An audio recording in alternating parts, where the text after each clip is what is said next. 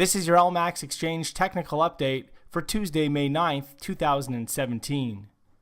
Euro-dollar. So the euro has seen a pullback from its recent 2017 high just above 110, and this pullback could open the door for a more significant correction before the market ultimately looks to put in a higher low and continue its recent up move. At this point, if we do see a pullback, there is risk that the pullback extends down towards 107.30 to fill a gap that was seen several days back. Once we see the market drop down into the 107.30 area, a higher low would ideally be sought out in favor of that next major upside extension beyond the recent highs just over 110 and towards a more significant measured move at 114 further up. Only back below the previous higher low, which comes in at 105.70, would compromise the constructive outlook for the euro. Sterling dollar. So cable continues to consolidate above previous range resistance at 127.75, and this consolidation is now being classified as a bullish consolidation ahead of what should be the next major upside extension in this market towards a measured move at 135. Though we could see some setbacks over the coming sessions, but these setbacks are now expected to be very well supported, with the market now adopting a buy on dips strategy as opposed to a sell on rally strategy. And so if we do see a setback, look for that setback to be well supported in the 125 area, with only a breakback below 23.60 to compromise the constructive outlook for cable. Again, the market is now focused on a push towards a measured move in the 135 area, which coincides with some key resistance going back to earlier in 2016. Dollar yen. So dollar yen is broken up, taking out some key resistance in the 112.20 area and also trading back a falling trend line from earlier this year. This does take the pressure off the downside right now and suggests the market could want to push higher back towards some meaningful resistance in the form of that previous range resistance at 115.60, which is also the high going back to the 19th of January. At this point, it would take a break back below 112.09 and a close below that level to strengthen bearish prospects and put the pressure back on the downside. Euro Swiss.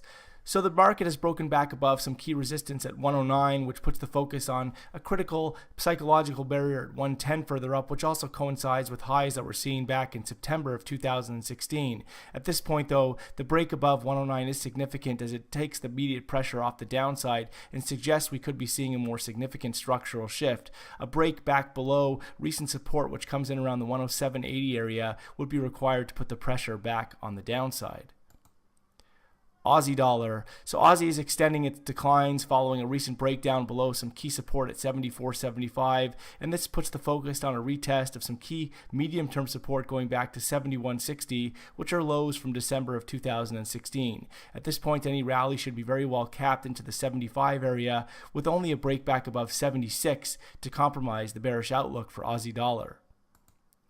Dollar CAD. So dollar CAD has pulled back from some recent 2017 highs at 137.94. This correction could extend a little bit lower, where the market is expected to put in a higher low ahead of a bullish continuation through 138 and towards the next key measured move objective at 140 further up. Ultimately, though, only back below some support, which comes in around 132.20, would compromise the constructive outlook for dollar CAD.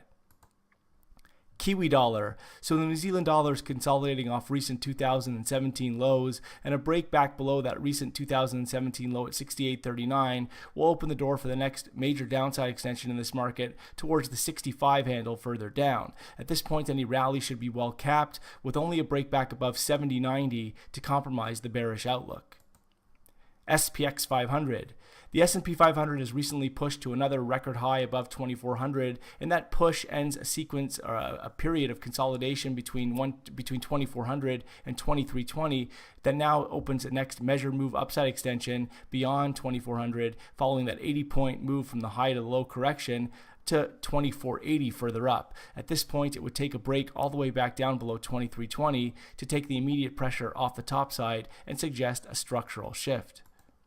Gold. So despite this latest pullback in gold, this is a market that's putting in a series of higher lows and higher highs since basing out in 2016 ahead of 1100. And so this latest pullback is viewed as corrective, with the market ideally putting in a higher low above 1195 now in favor of a bullish continuation back above the recent 2017 high at 1295 and towards the next key measured move at 1335 further up ahead of that 2016 peak at 1375. Only back below 1195 would compromise the constructive outlook for gold.